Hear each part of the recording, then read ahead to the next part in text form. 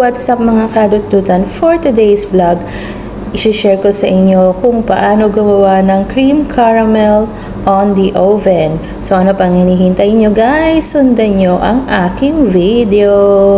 Tara!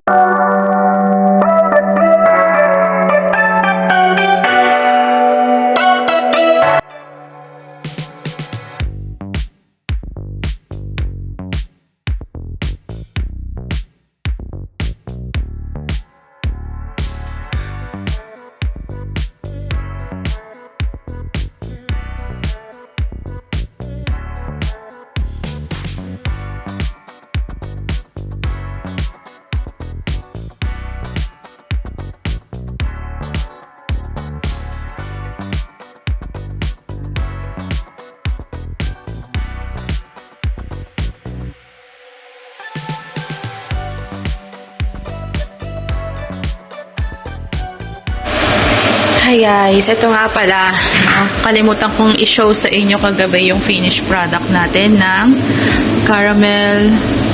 cream caramel sa oven. So ito siya guys. So after nung 1 hour na niluto natin siya sa oven, ay agad-agad ilalabas mo siya sa oven. And then, palamigin mo ng konti. Pag kaya mo ng, pwede mo na ipasok dito sa ref para siya, tumigas.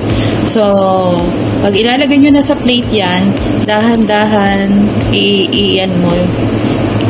Tatanggalin dito sa gilid muna para hindi masira yung cake. Yung caramel niya. Saka mo siya itataog sa plate. So, ganun lang siya kasimple, guys.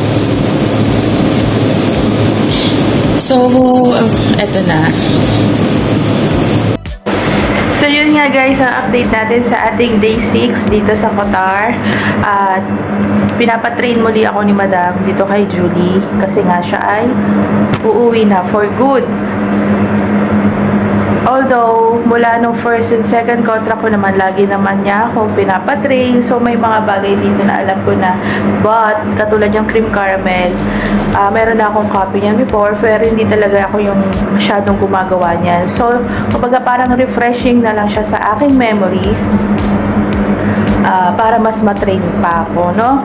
So, hindi natin masisisi yung amo kasi nga, si Julie nga yung pinakamatagal dito na naging tagaluto niya. So, yun lang guys. And then, ngayon, 7th day na ngayon. Good morning, Qatar. Kagigising ko lang. Ayan. 7th day na namin ngayon at 1 week na pala kami rito sa Qatar kasi Monday kami dito dumating. So, update ko na lang kayo sa mga iba pa namin gagawin kasi from this day, ako na daw lagi ang gagawa. Titingnan na lang ako ni Julie kung ano or tama ba yung ginagawa ko. So, pray for me guys. Wish me luck. Thank you. Bye-bye.